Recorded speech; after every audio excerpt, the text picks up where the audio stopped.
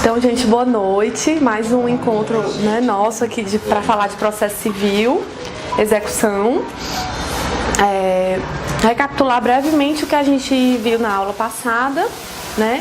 A gente começou a matéria de cumprimento de sentença e execução, e a gente falou uma breve introdução sobre a teoria geral da execução, falamos também sobre os princípios da execução, né, os principais.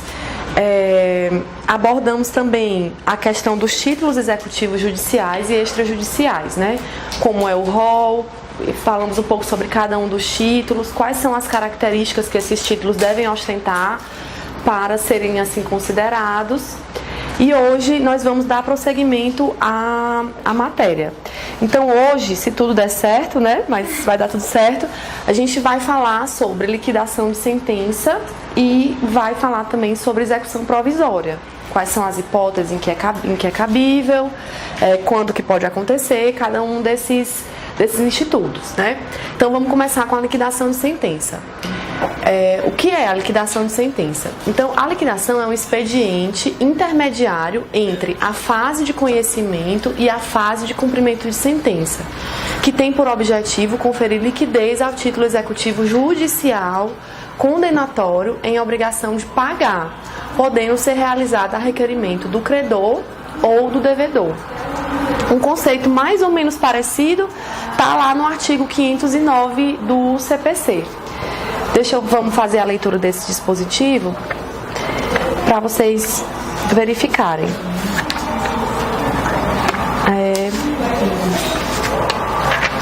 509, né?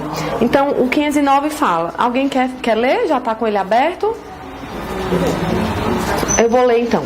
Quando a sentença condenar o pagamento de quantia ilíquida, proceder-se-á a sua liquidação a requerimento do credor ou do devedor.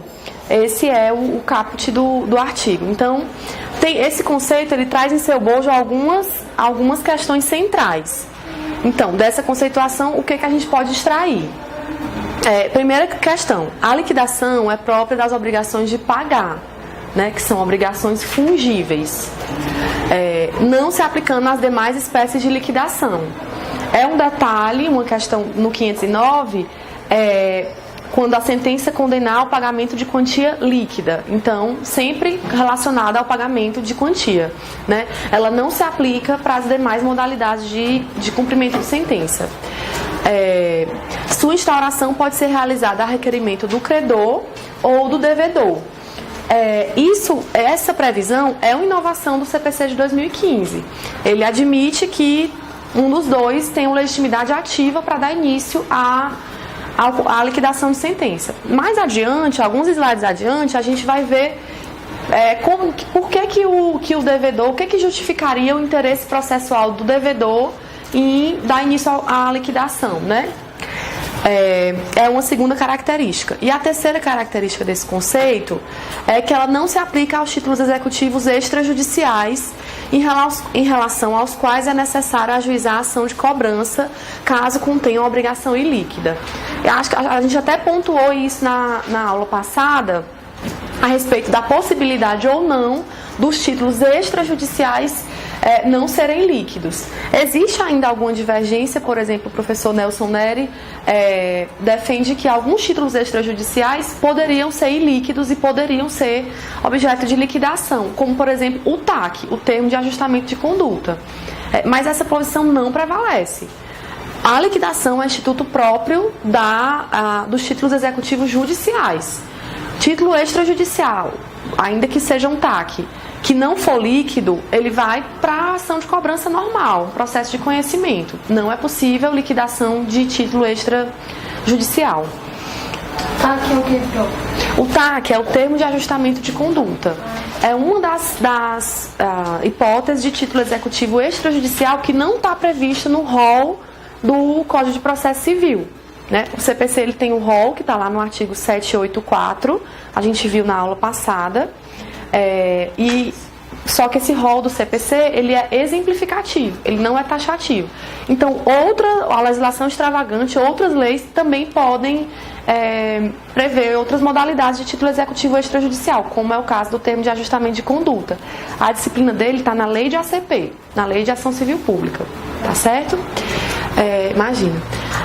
E aí o outro ponto, a determinação do pedido e a liquidez como regra. Em regra, o pedido deve ser determinado. Essa previsão está lá no artigo 324 do CPC. Quando ele vai regulamentar a petição inicial e o pedido, uma das exigências que se faz é que o pedido seja determinado, certo? Então, quando o pedido for determinado, a sentença tem que ser líquida. Existe essa correlação. Podem fazer tranquilamente essa correlação, porque ela sempre vai se aplicar. Pedido determinado e sentença líquida. Certo? Excepcionalmente, admite-se o pedido genérico. Tem a previsão no parágrafo 1º desse mesmo artigo 324, nos incisos 1 a 3. Então, quando o pedido for genérico, a sentença pode ser ilíquida, embora preferencialmente ela deva ser líquida. Nesse caso, a correlação não é necessária. Pode ser que o pedido seja genérico, mas se for possível que a sentença já seja líquida, isso é o que deve ser prioritário, né? Por que pode ser que o pedido seja genérico e a sentença já líquida? Porque no momento que o autor ajuiza a ação, pode ser que não seja possível ainda estabelecer o quanto da beato, né? Quer dizer, não pode, naquele momento ele não tem como dizer quanto vai ser. Mas no curso da instrução processual, né, existe um momento, uma fase da fase de conhecimento, existe um momento em que vão ser produzidas as provas, e nessa fase pode ser que o juiz já tenha elementos suficientes para conferir liquidez ao título. Se isso acontecer, melhor, a sentença pode ser líquida. O STJ tem entendimento pacífico de que o pedido de dano moral pode ser genérico. Né? Porque pode ser que naquele momento o autor ainda não consiga fazer essa quantificação do dano moral que ele sofreu. Alguma dúvida até aqui? Estou indo muito rápido. Certo. Pedido genérico e liquidação. Então, ainda que o pedido tenha sido genérico, se no curso do processo for possível estabelecer o seu valor, a sentença será líquida, somente podendo ser ilíquida quando? São as hipóteses do artigo 491, incisos 1 e 2 do CPC. Então, inciso 1, quando não for possível determinar de modo definitivo o montante devido. Por exemplo, se o dano ainda estivesse perpetuando no tempo, né? O juiz ele já reconheceu no juízo de cognição, lá da fase de conhecimento, ele já reconheceu que o dano existe, mas ele ainda não tem elementos suficientes para mensurar esse dano. Aí é uma hipótese em que a sentença pode ser ilíquida. E o inciso 2º, quando a apuração do valor devido depender de produção de prova, de realização demorada ou excessivamente dispendiosa, assim reconhecida na sentença. Também é uma hipótese em que o Código admite que a sentença seja ilíquida. Mas ressaltando novamente que pedido genérico pode conter uma sentença líquida se no curso do processo essas hipóteses descritas nos incisos não tiverem se configurado, certo?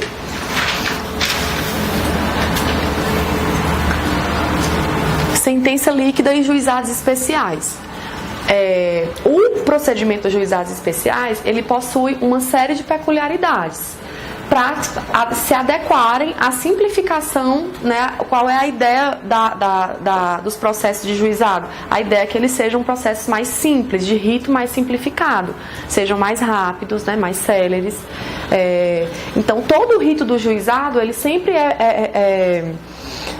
a ideia dele sempre é essa simplificação, né? O princípio da oralidade, concentração dos atos, ele tem uma série de especificidades para adequá-lo a essa menor complexidade das demandas e maior agilidade na prestação jurisdicional. E aí uma das peculiaridades que o rito dos juizados tem é que ele não admite sentença ilíquida. Ele também não admite, por exemplo, ação rescisória, né? Não cabe ação rescisória de sentença proferida em juizado, ele não admite citação ficta, citação por edital não é possível em juizado. Então tem essas peculiaridades. E aí, como é que deve se proceder quando o juiz verifica no juizado que ele não vai conseguir proferir uma sentença líquida? Ele vai extinguir o processo, proferir uma sentença terminativa. E a parte vai ser obrigada realmente a ajuizar uma nova ação no juízo comum, né? O processo não vai ser transferido para o juízo comum. O processo ele é extinto mesmo. E aí cabe à parte ajuizar a ação, uma nova ação, né? E aí, se não for possível definir o valor, depreende-se que a causa é complexa, né? E aí já sai do estrito rito de cognição do juizado especial, né? É a mesma interpretação que se dá, por exemplo, quando a causa demanda prova pericial, ou quando não se consegue localizar o réu, é necessário fazer citação por edital. Aí o legislador, ele entendeu que isso já fugia da simplicidade do rito do juizado, né? Já fazia com que a causa se tornasse complexa. Então, é o caso da liquidação. Também não é admitida no juizado, né?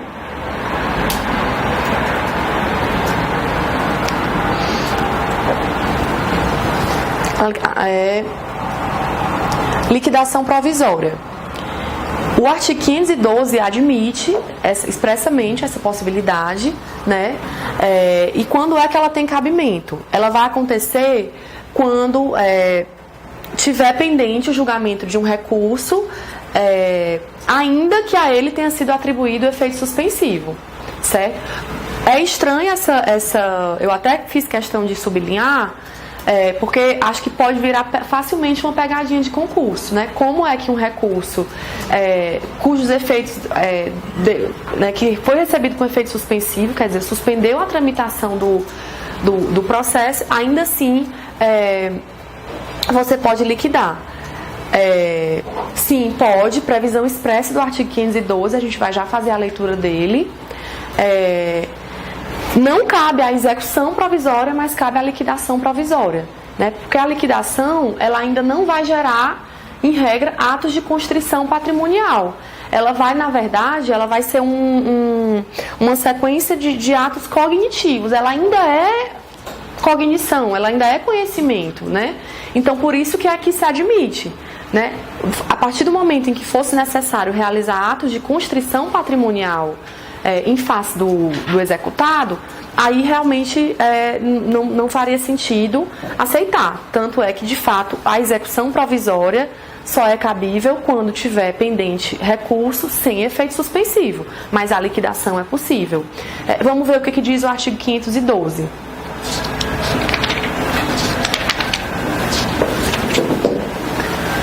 A liquidação poderá ser realizada na pendência de recurso, processando sem autos apartados no juízo de origem, cumprindo ao liquidante instruir o pedido com cópia das peças processuais pertinentes. Eu não copiei e colei a redação do dispositivo, porque eu acho que essas questões que ele fala são mais procedimentais. Mas também segue essa lógica, né? Se o recurso está fisicamente no tribunal, vai caber ao liquidante instruir a liquidação com as peças necessárias, né? E aí vai ser feito em autos apartados, né? Vai ser formado autos separados do processo principal. Então é isso. Professora, qual é a diferença da liquidação provisória para a execução provisória? Sim. Certo. Parece a mesma coisa.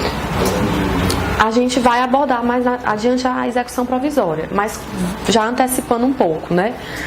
A liquidação ela é uma sequência de atos eminentemente cognitivos, atos de produção de prova para definir o valor da condenação.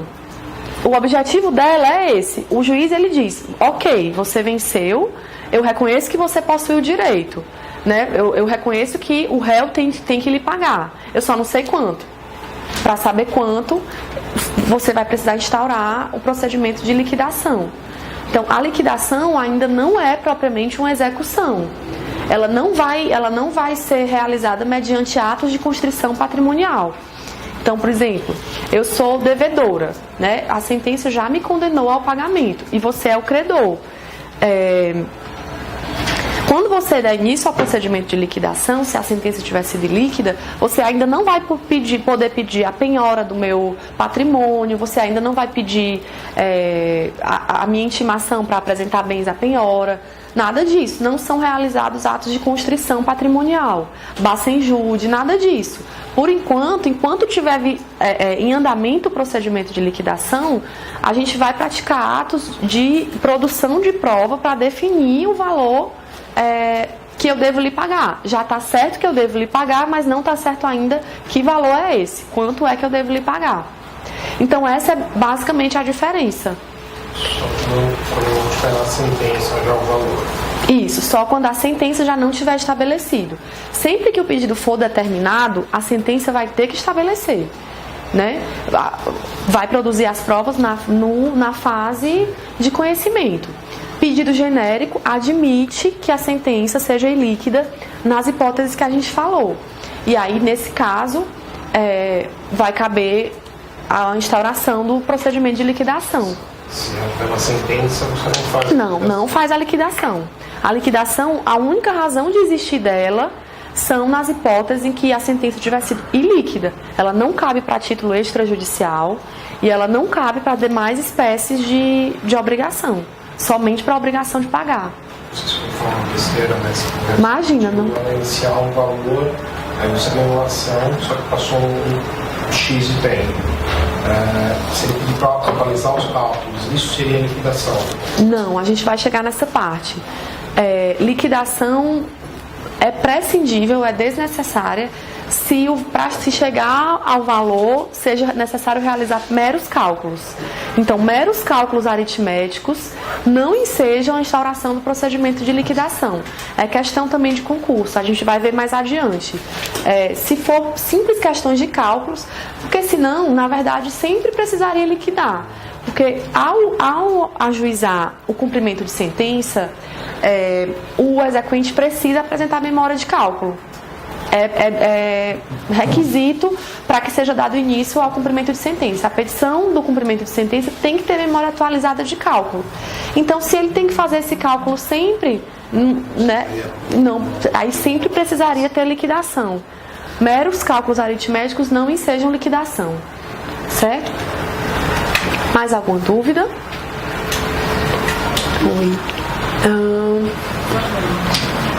Pronto.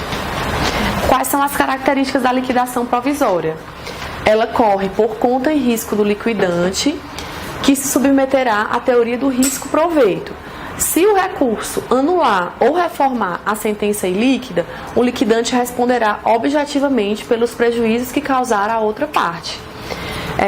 Então, esse é um ponto importante que o liquidante precisa conhecer. Naquele momento, ele vai medir os riscos. E aí, eu já quero adiantar o procedimento? Eu confio suficientemente que o recurso vai manter a sentença, né? Ou eu necessito a ponto tal da prestação jurisdicional que eu prefiro arriscar. Então, essa ponderação o liquidante vai fazer. Porque se da liquidação provisória resultar algum prejuízo, né, que depois vier a ser constatado no julgamento do recurso, né, se o recurso modificar ou anular a sentença, qualquer prejuízo que ele causar à parte, ele vai responder de forma objetiva, né? O que significa que, nesse caso, incide responsabilidade objetiva? Significa que não vai ser analisado elemento subjetivo, não vai ser analisado dolo ou culpa do liquidante. São os 3 elementos para configurar a responsabilidade objetiva: o fato, o dano e o nexo causal. Causou um dano à outra parte e esse dano foi causado pela ação do liquidante, da pessoa que ajuizou a liquidação, ele vai ser responsabilizado. Aí não vai ser avaliado se ele agiu com culpa, com dolo, se ele foi negligente.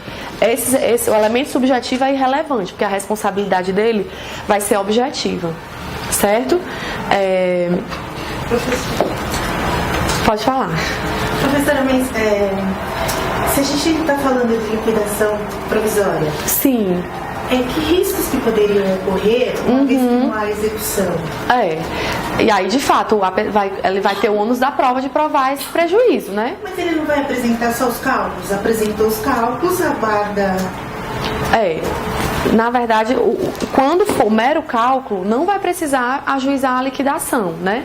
A liquidação vai ser cabível quando não houver elementos suficientes ainda para definir o valor. Então, ele vai instaurar o procedimento de liquidação, a gente vai chegar também nessa parte. Enfim, existem duas hipóteses, né? Duas possibilidades de procedimento de liquidação. A outra parte vai ser chamada, vai produzir as provas e, ao final, o juiz vai proferir uma decisão que vai finalmente definir o valor, né? De fato, os riscos que o executado que a outra parte vai sofrer seriam muito menores do que em caso de uma execução provisória.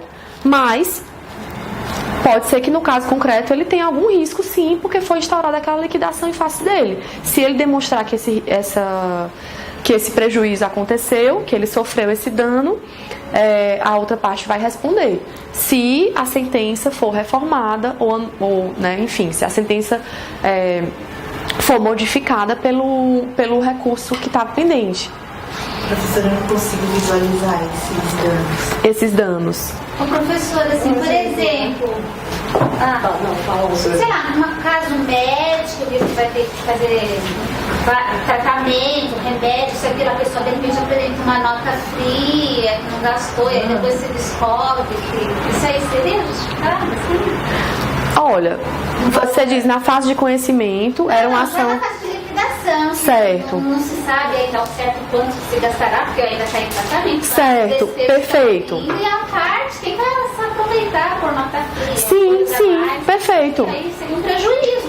Sim, perfeitamente. É isso mesmo. Esse seu caso é ainda mais grave, né? Mas então, é só uma liquidação de sentença, professora. A parte contrária, ela vai poder se manifestar por Vai, sim.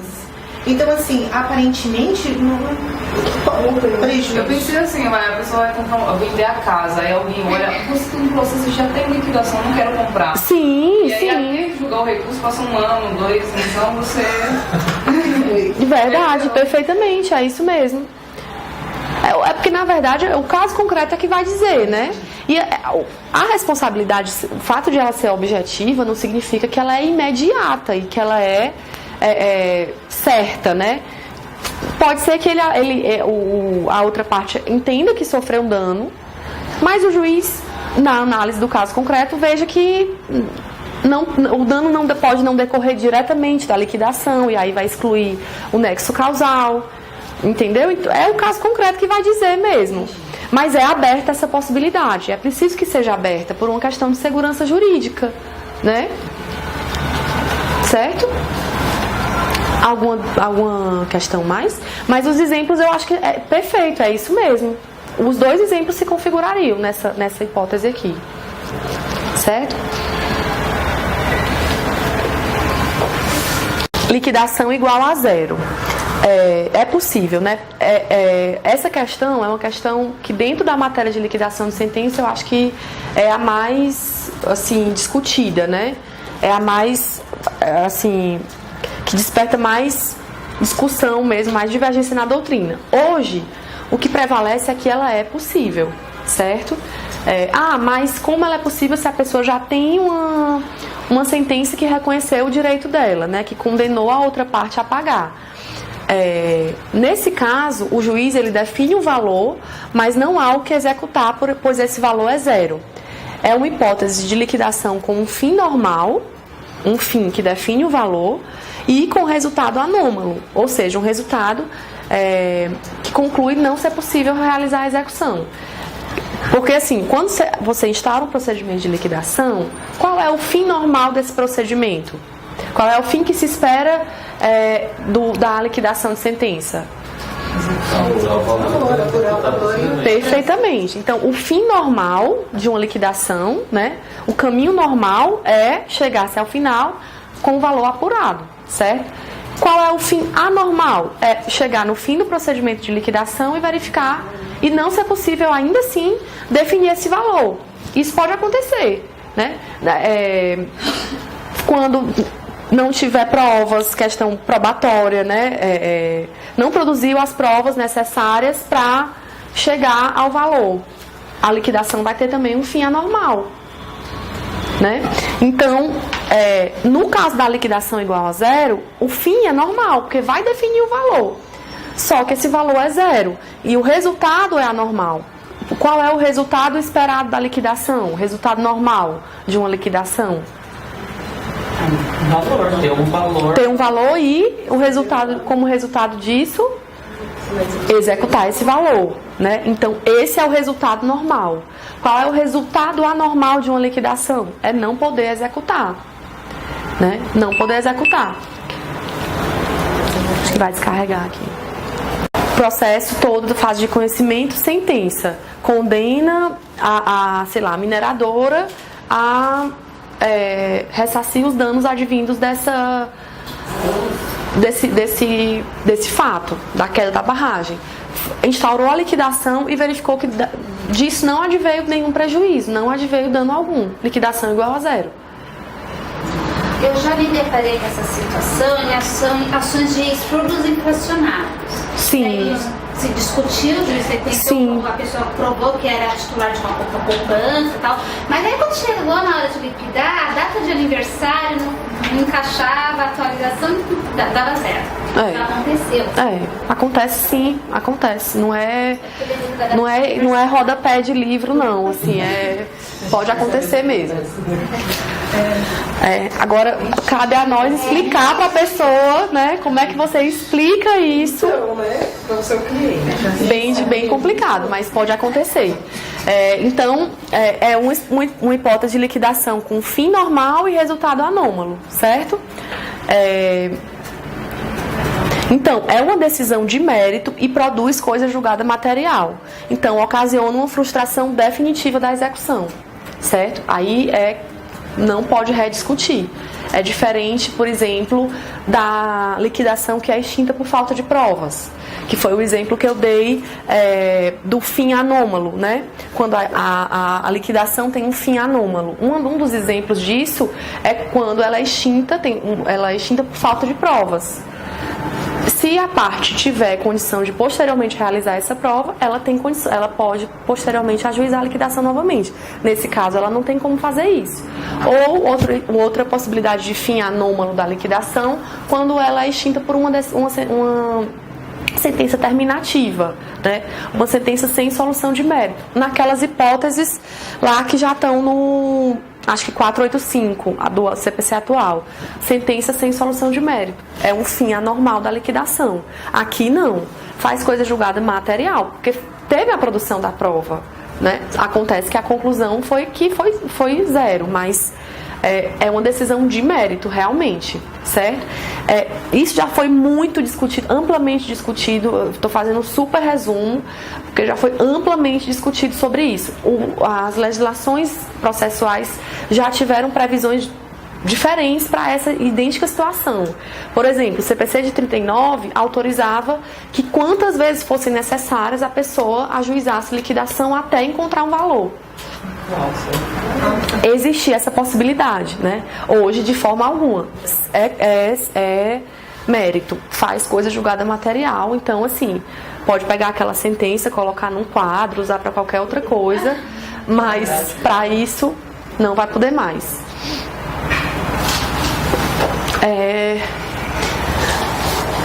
A questão da ofensa ao artigo 509, que é um dos argumentos daqueles que defendem a impossibilidade da liquidação igual a zero.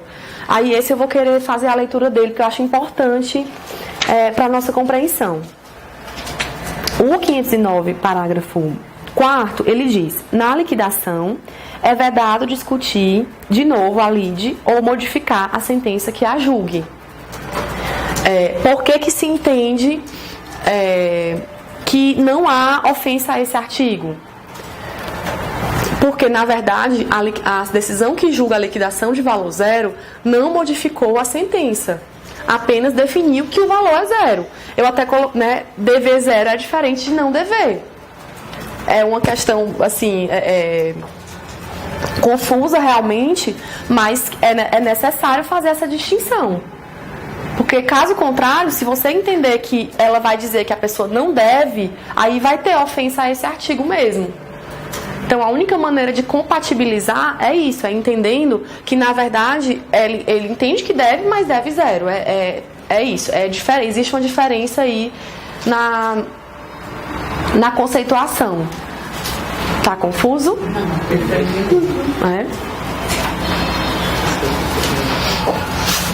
Aí a gente vai para a questão de concurso. Concurso desse ano, perguntando sobre liquidação. Mais uma vez, o que é pedido são essas questões, esses pequenos assim, detalhes que a gente vê. Credor e devedor pode requerer, quem tem legitimidade, quem não tem, né? Então vamos ver aqui o que essa questão fala. Na liquidação de sentença, é vedado discutir de novo a lide ou modificar a sentença que a julgou. No entanto, se o resultado for igual a zero, é correto afirmar que: a. O liquidante será condenado nas custas, procedendo-se nova liquidação. B. Se devem fazer quantas liquidações forem necessárias até encontrar-se um quantum. C. Se trata de violação da coisa julgada da fase de conhecimento da ação que apurou existência de danos. D. Deve o juiz mandar proceder à liquidação por outro modo para que não fique a sentença sem execução. E a liquidação será julgada improcedente, aplicando-se a regra geral da incidência da coisa julgada. O que vocês acham? Alguém quer fazer algum? É a liquidação. A liquidação foi Não é a sentença, é a liquidação. E aí, alguém? Vão na E? Vamos na E, então? Todos juntos? É a E mesmo. É exatamente isso.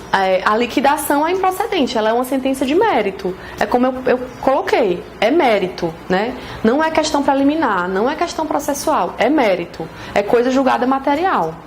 Não ofende a coisa julgada ou a sentença, pode ser que não tenha coisa julgada da sentença ainda, no caso da liquidação provisória, mas não ofende a sentença porque se entende que ela não modifica os termos da sentença. Dever zero é diferente de não dever. É essa questão que deve ser colocada, né? Então, a decisão que julga a liquidação de valor zero é de mérito, faz coisa julgada material, não permitindo a propositura de cumprimento de sentença.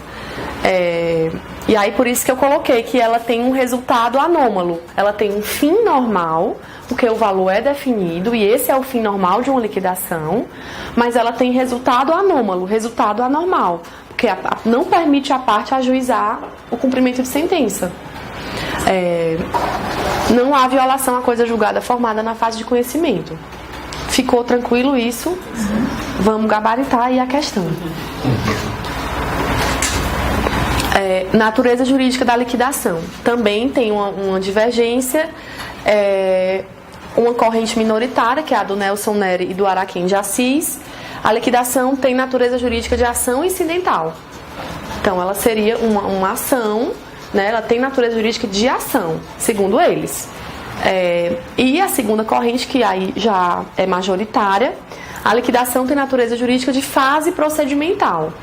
Por que essa corrente hoje é majoritária? Lembram do sincretismo que a gente falou na aula anterior? Sempre a tendência é se adotar o sincretismo, né? Sempre que você puder evitar que várias ações sejam ajuizadas versando sobre aquela questão, isso deve ser evitado. Hoje tudo é sincrético, né? Tudo é fase de uma coisa só. E não vai ser diferente com a liquidação. O CPC de 2015, ele não define exatamente que adota essa corrente, mas ele adota algumas nomenclaturas que permitem concluir que ele seguiu essa corrente. Por quê? Ele fala em instauração da liquidação por simples procedimento, ele não fala em petição inicial. Se fosse ação, seria uma petição inicial, né? Qual é a forma de se levar de se dar início a uma ação judicial? É por meio da petição inicial. Ele não fala em petição inicial, ele fala simples requerimento. E ele fala em intimação e não em citação. Então é uma outra questão que permite a gente concluir que ele também se alinhou a essa segunda corrente. Então, liquidação é fase procedimental. Mas é importante saberem que existe essa primeira corrente também.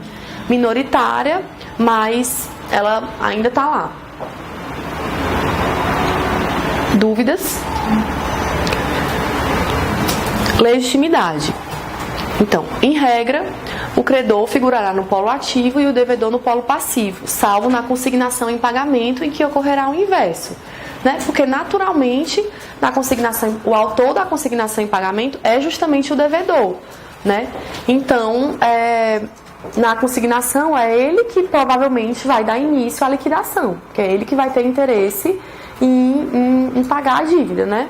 Mas, nas demais hipóteses, a regra geral é que o credor dê início à liquidação. Né? Ele tem interesse em receber, então ele ajuiza a liquidação. O artigo 509 admite expressamente que a liquidação seja instaurada a requerimento do credor ou do devedor, afastando a possibilidade de instauração de ofício. Aí essa questão também é importante, certo? O juiz não pode instaurar o procedimento de ofício. Vai prevalecer o princípio da inércia. Se uma das partes provocarem, vai ser dado início à liquidação. Antes disso, não. Certo? Mas credor ou devedor tem essa legitimidade. Inovação do CPC de 2015. O CPC anterior só previa a possibilidade de o credor ajuizar a liquidação. Hoje não. E por que o devedor teria interesse em ajuizar, em dar início à liquidação? Aí não tem graça porque está aqui, né? Mas tem a questão do princípio da cooperação, né? Certamente, porque esse princípio ele permeia o código inteiro. Ele é um dos princípios mesmo basilares do CPC de 2015, cooperação. E além disso, ele pode ter interesse em evitar dilações indevidas, né? Então, ele já entende que, olha, o juiz naquele momento ele não tinha elementos para definir quanto eu tenho que pagar. Mas eu tenho esse elemento que falta, eu quero já resolver isso. Né? O legislador ele entendeu que não era certo obrigar o devedor a esperar a boa vontade do credor de ajuizar a ação. Poxa, eu estou devendo e eu sei que eu tenho algum elemento que pode ajudar a liquidar a sentença, a conferir liquidez ao título, por que eu não posso fazer isso, né? Então, tanto em razão do princípio da cooperação, como também essa questão da possibilidade de ele esclarecer pontos que podem ser elucidados. Certo? Então, credor e devedor ter legitimidade ativa para dar início à liquidação. E a competência para a liquidação. Na tutela individual, a competência é a absoluta do juízo que proferiu a sentença ilíquida. Então, já não foi até o fim, agora você vai, né? A lei, ela, de alguma forma, ela quer dizer isso. Você disse que a pessoa condenou a pessoa, mas não disse enquanto. Então, agora você vai ter que dizer, vai até o fim. Então, é competência absoluta, regra de competência funcional. Na tutela coletiva, aí é um pouco, a questão é específica, certo? A sentença coletiva ilíquida pode ensejar liquidação coletiva ou individual. Se ela ensejar liquidação coletiva, vai seguir a mesma regra que eu mencionei. Competência absoluta, funcional do juízo que proferiu a sentença, certo? Agora, se ela for individual, o STJ entendeu, naquele conflito de competência, 9.682 do Rio de Janeiro, que a competência é do foro do domicílio do indivíduo como forma de facilitar o acesso à justiça. Se eu não me engano, esse conflito de competência versava sobre uma questão de servidores públicos. E aí eles... Brasil afora, certo? E aí o STJ entendeu que obrigar a parte a litigar num outro estado da federação, né, seria uma forma de limitar o acesso dela à justiça. Então, mais ou menos na linha do que já está previsto no CDC, o CDC já dá essa possibilidade, a STJ entendeu que liquidação individual de sentença coletiva pode ser feita no foro do domicílio do indivíduo, certo? Nos demais casos, sempre a competência absoluta do juízo que proferiu a sentença. Inclusive na coletiva. Inclusive na coletiva.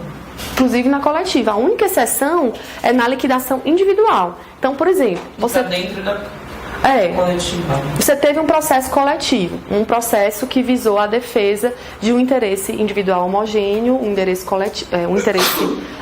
coletivo ou difuso, né? As 3 hipóteses definidas lá na lei de ACP. No fim, o juiz proferiu uma sentença, né? Aquela coletividade que pudesse ser determinada, no caso, por exemplo, do direito coletivo, que tem um número de destinatários determinados, você tem 2 possibilidades. O mesmo autor da ação coletiva realizar a liquidação, né? Então, vamos supor, a defensoria ajuizou uma ação coletiva, teve a sentença, a própria Defensoria Pública realizar a liquidação. Ok, se isso acontecer, vai entrar na regra da competência absoluta do juiz que proferiu a sentença. Mas existe a possibilidade de todos os implicados naquela sentença que terem interesse em fazer a liquidação e a consequente cumprimento de sentença. Quando isso acontecer, for do domicílio do indivíduo. Certo?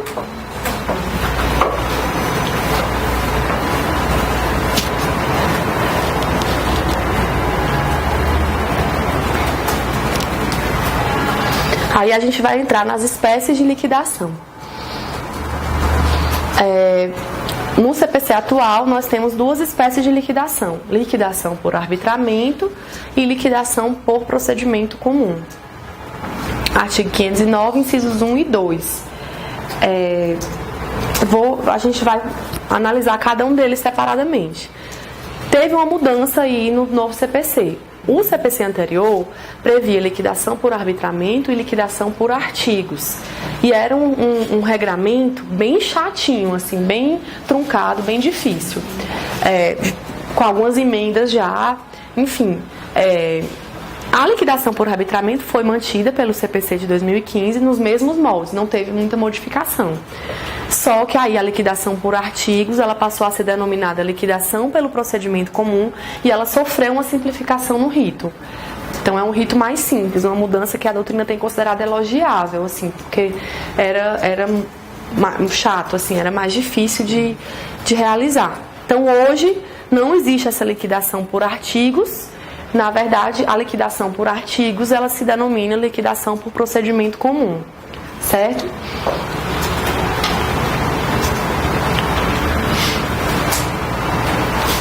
Sentença com parte líquida e parte ilíquida. Essa previsão está no parágrafo 1º do artigo 509. Alguém quer fazer a leitura? Acho que ninguém está com o código, né? Artigo parágrafo 509, parágrafo 1º. Quando na sentença houver uma parte líquida e outra ilíquida, ao credor é lícito promover simultaneamente a execução daquela e, em autos apartados, a liquidação dessa. Pronto. Esse dispositivo é a questão da celeridade, né? Às vezes a sentença ela tem tópicos, né? Ela condena em dano material e em dano moral, sendo que um foi líquido e o outro foi líquido.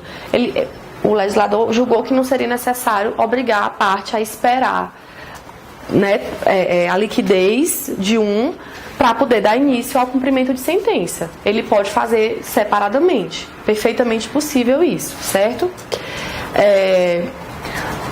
A questão dos simples cálculos aritméticos, que acho que a gente já acabou falando, né? Não é necessário instaurar a liquidação de sentença quando a definição do valor devido depender de simples cálculos aritméticos, caso em que o credor poderá instaurar desde logo o cumprimento de sentença. Não é novidade, já estava no 475B do CPC de 73, certo? Então é aquilo mesmo que eu falei.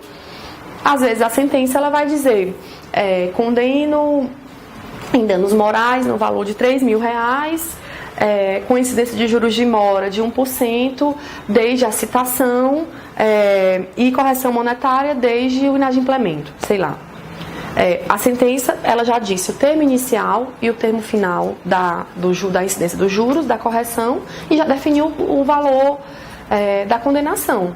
Então, isso não precisa de liquidação.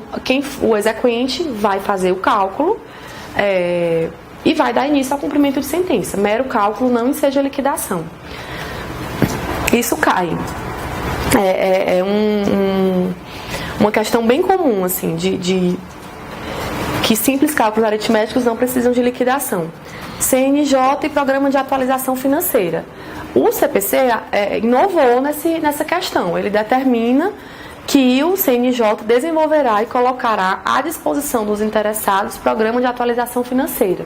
A gente fica atrás, Dr. Calc, enfim, EasyCalc e tal. O CPC prevê isso. Acho que alguns tribunais, antes mesmo dessa previsão, já tinham. Depois dessa previsão, alguns estão instalando, ainda não, acho que não sei se todos, mas o CPC quis deixar isso registrado, né?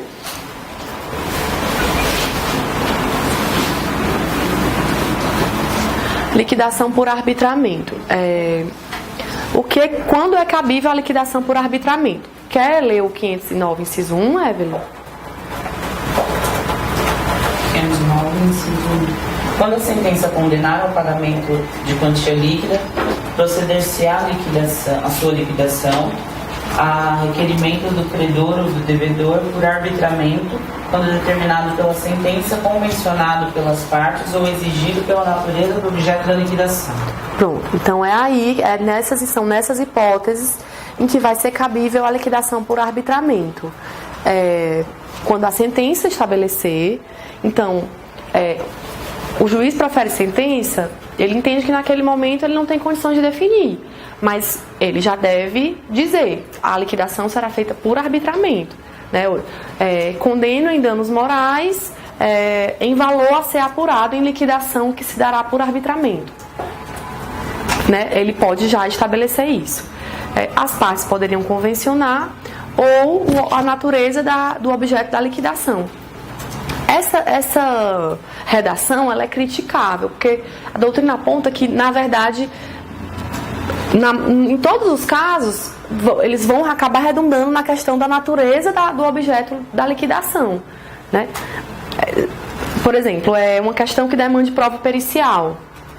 Não precisava o juiz colocar na sentença, não precisavam as partes convencionar. Na prática, só a prova pericial seria capaz de estabelecer isso, né? Então, no fim das contas, tudo vai desaguar na questão da natureza do objeto da liquidação. Quando ele é que vai dizer uma questão decorrente de erro em tratamento dentário, né? O juiz entendeu que houve a responsabilidade do réu, né? Houve fato, houve dano e houve nexo causal entre fato e dano. E se a responsabilidade for subjetiva, houve dolo ou culpa. Então, ele entendeu que o réu tem que ser condenado. Condenou, sentença procedente. Mas não sabe ainda dizer em que valor deve ser feito. Qual é a prova que vai ser necessária para definir o valor? Se trata de um erro em tratamento dentário. É uma perícia, não tem outra forma. Então, você entende que, na verdade, tudo acaba desaguando nessa questão. E a súmula 344 do STJ, súmula antiga, a liquidação por forma diversa da estabelecida na sentença não ofende a coisa julgada. Certo? Essa súmula ela cai desse jeito aqui. Na questão ela vai cair assim. O juiz pode estabelecer uma forma específica de liquidação, vai dizer que a liquidação vai ser por arbitramento, mas volta novamente para a questão da natureza da liquidação. Todo mundo, né, tanto as partes quanto o próprio magistrado, verificam que não era aquela forma de liquidação correta. E aí, ele está preso ao que foi dito na sentença? Não, ele pode modificar a forma de liquidação. Isso não vai ofender a coisa julgada. Tudo certo? Isso se relaciona com a liquidação provisória anômala? Talvez a súmula?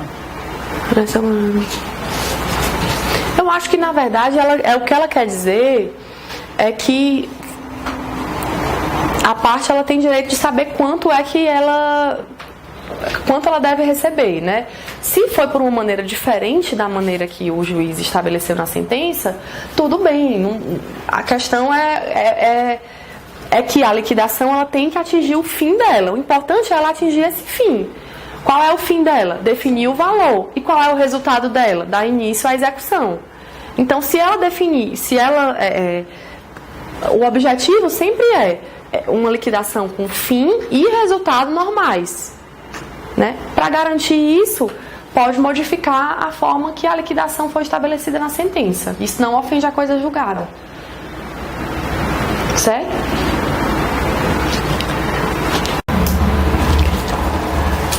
E aí, o procedimento da liquidação por arbitramento. O juiz ele vai intimar as partes para apresentarem pareceres ou documentos elucidativos no prazo que fixar e somente nomeia perito se não puder decidir de plano. Em caso de necessidade de produção de prova pericial, será observado no que couber o procedimento da prova pericial. E isso está lá no artigo 510 do CPC. Então, existe esse mini procedimento na liquidação por arbitramento, né? Vai intimar as partes, não, na verdade, alguém deu início, né, credor ou devedor, que a gente viu os dois têm legitimidade ativa, juiz não pode fazer de ofício, então um dos dois deu início, qual é o despacho inicial do juiz nessa liquidação? Ele vai intimar para apresentarem pareceres ou documentos no prazo dele, certo? Eu quis sublinhar porque aqui o CPC não colocou, né? Não colocou 15 dias, 10 dias, não tem um prazo pré-fixado. Possivelmente, o legislador ele pode ter pensado, isso aqui é muito complexo, não tem como dizer que em 5 dias as partes vão conseguir pareceres e documentos elucidativos. Ou não, isso aqui é simples, eu acho que 5 dias dá. Por isso que ele deu essa liberdade para o juiz definir, certo? A nomeação do perito não vai ser automática, né? Ele só vai nomear se ele entender que esses documentos apresentados, esses pareceres, não elucidaram a questão. Por exemplo, sentença que condena ao arbitramento de aluguéis. Naquele momento, o juiz não tinha como aferir o valor dos aluguéis. Ele sabia que a outra parte era devedora, né? Vamos supor, ex-cônjuges, ex-companheiros que detêm a posse ou a propriedade de um imóvel comum, um bem imóvel, um bem indivisível, e só um deles está usufruindo desse bem. A outra parte entra com a ação de arbitramento de aluguel ou tentou acumular extinção de condomínio com arbitramento de aluguéis. Na sentença, o juiz ainda não sabe o valor. Ele reconheceu que, de fato, é um bem comum das partes, autor e réu, cada um tem 50%. Não é justo que só um fique usufruindo do bem. Então, ele entendeu que o outro, aquele que está usufruindo do bem com exclusividade, deve ser condenado a pagar aluguel à outra parte, mas ele não tem elementos naquele momento ainda para dizer qual é o valor desses aluguéis. Então, ele vai ser necessária a instauração do procedimento de liquidação. O credor, né, aquela pessoa que está sendo privada do uso do bem, ajuiza a liquidação. A outra parte também poderia fazer, mas nesse caso, meu exemplo, o credor que fez. Qual é a primeira providência que o juiz vai tomar? Ele vai intimar as partes para apresentarem documentos elucidativos. As partes podem apresentar 3 cada uma, 3 avaliações imobiliárias do imóvel né? Um apresenta 3, o outro apresenta 3 e o juiz vai fazer uma média, vai verificar se esses valores são consentâneos. Dessa média, ele vai conseguir já identificar qual é o valor devido. Ele não vai precisar designar prova pericial. Então, se esses documentos forem suficientes, ele já vai decidir a liquidação, já vai proferir decisão, certo? Só vai designar prova pericial se houver necessidade. E aí, nesse caso, vai observar o procedimento da prova pericial, que está previsto lá na parte geral, na parte das provas, certo? Não vou fazer a leitura desse artigo porque é a literalidade do que eu já coloquei. Se o juiz não fixar prazo, qual vai ser o prazo? Vai ser o prazo de 5 dias, que é o prazo geral do CPC. 218. Quer dar uma lida nele, Evelyn?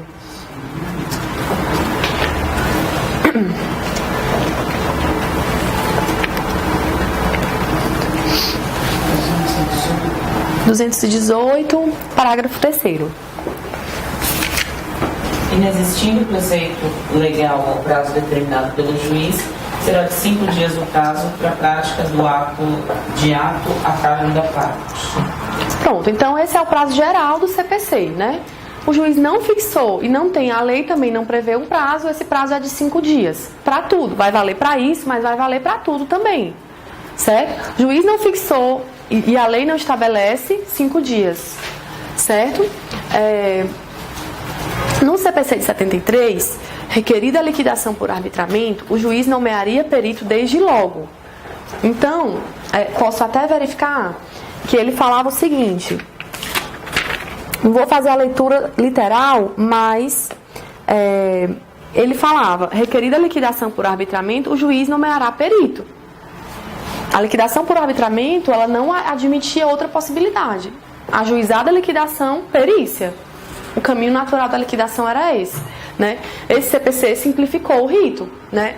Verificou que poderia haver situações em que não necessariamente somente a prova pericial seria capaz de desvendar o mistério do valor da condenação.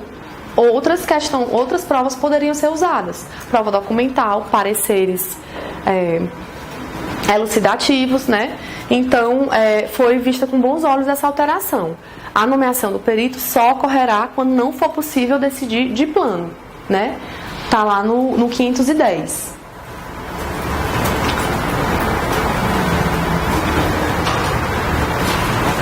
E a audiência? Tem audiência no procedimento de liquidação por arbitramento? O que vocês acham? Não tem audiência no rito, né? Hoje o rito de liquidação não prevê a possibilidade de designação de audiência. Estava no artigo 475D, parágrafo único, o CPC de 2015 não repetiu essa previsão. Então, a audiência de conciliação não faz parte do rito natural, do rito normal da liquidação por arbitramento. Esse 475D, ele falava no final do parágrafo único, né? Ele falava, apresentado o laudo sobre o qual as partes poderão manifestar-se no prazo de 10 dias, o juiz proferirá a decisão ou designará, se necessário, a audiência. Então, a doutrina já discutia muito. Poxa, mais uma audiência, a pessoa já participou de todas as audiências da fase de conhecimento, né? Muitas vezes, audiências em continuação. Não conseguiu intimar a testemunha, designam outra audiência e assim por diante. E agora, né, elas não aguentam mais se olhar, elas querem o resultado, né? Enfim. Mas, então assim, foi uma previsão vista com bons olhos, mas também não é correto dizer que não pode de jeito nenhum designar audiência de conciliação. Porque às vezes as partes querem se conciliar, cansaram de brigar, ou se entenderam, ou qualquer outra coisa. Então, não existe uma vedação. Apenas a audiência de conciliação não faz mais parte do rito procedimental da liquidação por arbitramento. Ela não está prevista no rito natural da coisa, da liquidação por arbitramento, mas é uma questão de interpretação teleológica, né? A conciliação, a gente até falou brevemente sobre isso na aula passada, ela está muito presente, ela é um dos princípios basilares do CPC de 2015. Ela está ali assim, na pedra de toque mesmo do código.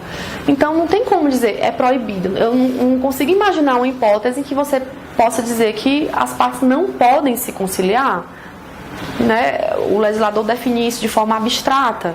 Mesmo em situações de violência doméstica, por exemplo, se a mulher quiser, ela pode requerer a designação. Então a gente entende que pode ser designado. O juiz, uma das partes peticionou. Após a perícia, por exemplo, a parte não estava convencida de que aquilo realmente deveria pagar mesmo. Veio a perícia e falou, olha, a pessoa está lascada, aconteceu isso, furou um dente, a outra parte vai e fala, não, pelo amor de Deus, eu quero me conciliar, eu quero, daqui a proposta, já apresenta uma proposta, o juiz intima a outra parte concorda com a designação da audiência. Não tem prejuízo, pode fazer, não tem problema, certo? Então, não está no rito natural, mas pode ser designado, certo?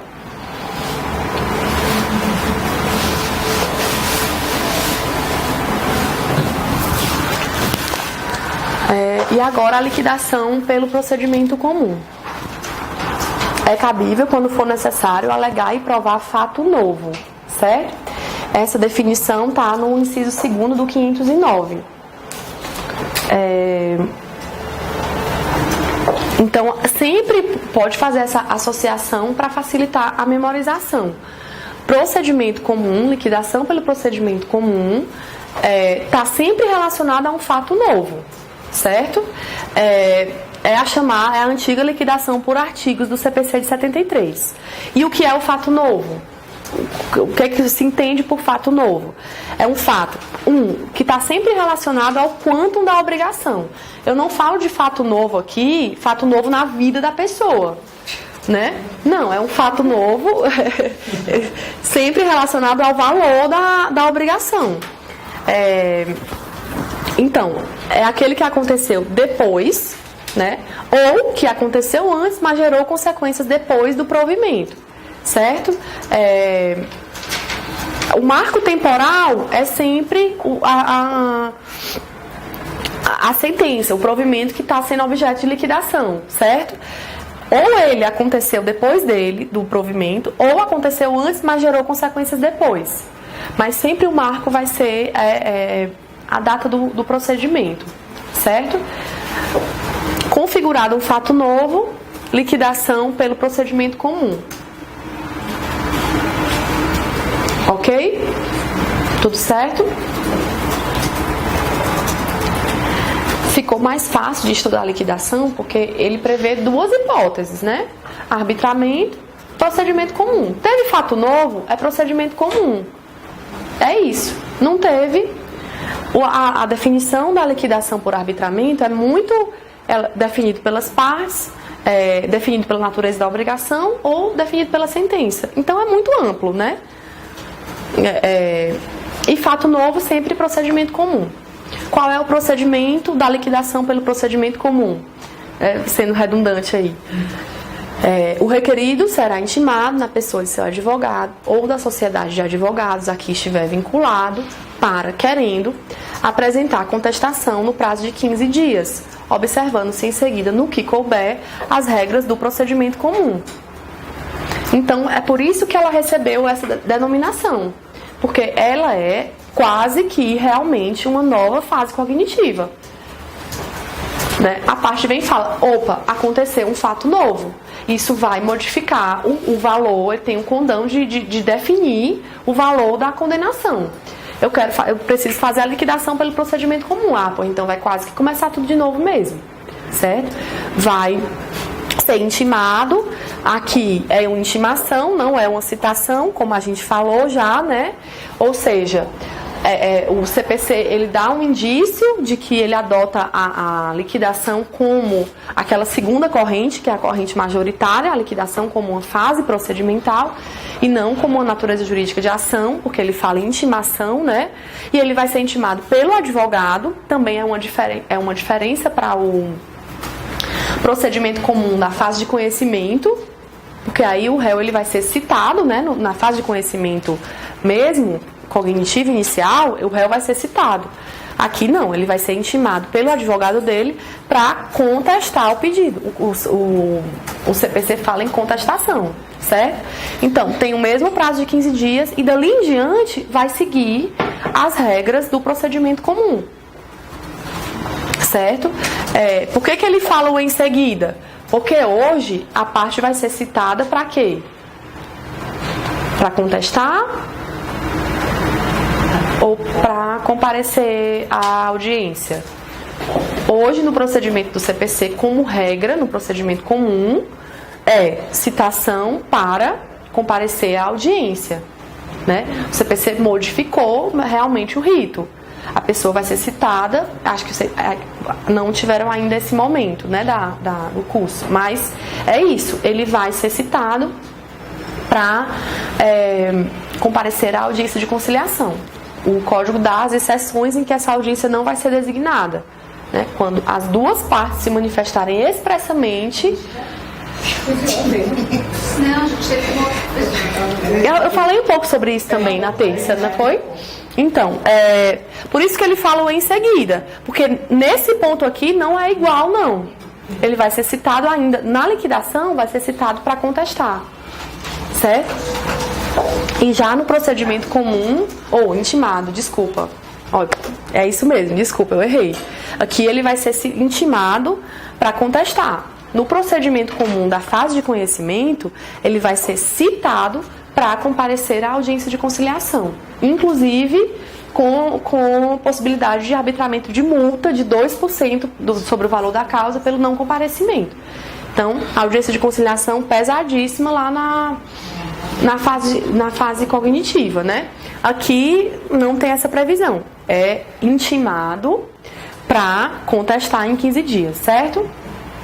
Então, quem está litigando vai torcer sempre para não precisar fazer uma liquidação pelo procedimento comum, porque ele já está cansado, né? Ele já está ali no limite, é quase um recomeço, né? Vamos torcer para não ter fato novo com relação ao valor da condenação. Na vida pode até ter, mas com relação a isso específico que não tenha. E aqui uma questão um pouco longa, ficou muito pequeno, né? Mas acho que dá para ler. Então, VOF, né? Sobre o tema da liquidação de sentença. Primeiro assertiva. Quando a sentença condenar ao pagamento de quantia ilíquida, proceder-se-á a sua liquidação, a requerimento do credor ou do devedor, por arbitramento, quando determinado pela sentença, convencionado pelas partes ou exigido pela natureza do objeto da liquidação, ou pelo procedimento comum, quando houver necessidade de alegar e provar fato novo. E aí, tá certa? Certo. Então, nosso gabarito está certo. A gente já elimina, então, a B e a D, né? Condenar ao pagamento de quantia líquida, proceder-se à sua liquidação, a requerimento do credor ou devedor. Perfeito, é isso mesmo. Sempre lembrando que a liquidação só existe para condenações em quantia, né? Obrigações de pagar quantia, né? Não tem nas espécies de liquidação de obrigação de fazer, não fazer, entregar coisas, só em pagar quantia. Quantia ilíquida pode ser pelo credor ou devedor, e os conceitos de liquidação por arbitramento e liquidação pelo procedimento comum. Ok. Segundo item. Na liquidação por arbitramento, o juiz intimará as partes para a apresentação de pareceres ou documentos elucidativos no prazo máximo de 15 dias. Caso não possa decidir de plano, nomeará perito, observando-se no que couber o procedimento da prova pericial. Ai, gente, é isso mesmo, exato. O único erro dessa questão, desse item, é a questão do prazo máximo de 15 dias. É o que eu digo, eles vão pedir esse detalhezinho aí, né? Eu até mencionei que o legislador não estabelece um prazo prévio, porque isso varia muito o grau de complexidade, né? Já souberam, né? Eu gosto assim. Então, pois é, exatamente. Vamos ver. Então a primeira é V e essa já é F. Só pode ser a E. Não tem como ser outra, né? Não, nossa prova não seria assim, né? Não, brincadeira. Só pra gente concluir, né? Aí a terceira assertiva. A liquidação poderá ser realizada na pendência de recurso, processando sem autos apartados no juízo de origem, cumprindo ao liquidante instruir o pedido com cópias das peças processuais pertinentes. Não vale olhar viu, gente? É verdadeiro, né? Mas é verdadeiro, teriam acertado também, mas de qualquer forma. Aqui ainda caberia até dizer, pendência de recurso com efeito suspensivo, ainda estaria certo, né? Porque a gente viu. E no quarto item, quando na sentença houver uma parte líquida e outra ilíquida, não é lícito ao credor promover simultaneamente a execução daquela e a liquidação desta. Até a leitura eu fiz assim, né? Não é lícito, não. Pode fazer, o código admite, né? Já vai... Uma dúvida, quando uma parte é líquida e outra é ilíquida, faz então 2 autos apartados? Faz 2 autos. Atrapalha o outro, né? É isso, vai ter que fazer 2 autos apartados. Se eu não me engano, está na redação literal do dispositivo, mediante formação de autos apartados. Ele vai executar uma parte, danos morais e materiais. Vamos supor, já foi possível definir um, mas não foi possível definir outro. A parte vai ter que ficar esperando definir um para receber o outro? Não necessariamente. Pode fazer os 2 simultaneamente. Liquida um e executa o outro. Certo? Então, nossa resposta é a letra E, cruza os dedos. Pronto, tá certinho mesmo. Foi a E. Aqui eu coloquei os artigos de cada um. Acho que não precisa fazer a leitura mesmo, que a gente já passou por eles. Mas só para demonstrar que a prova realmente cobra o que tá lá, né? Esses detalhes que a gente sublinha, que a gente chama a nossa atenção, vão estar lá. Certo? Acho que de liquidação é isso. O que foi que eu fiz?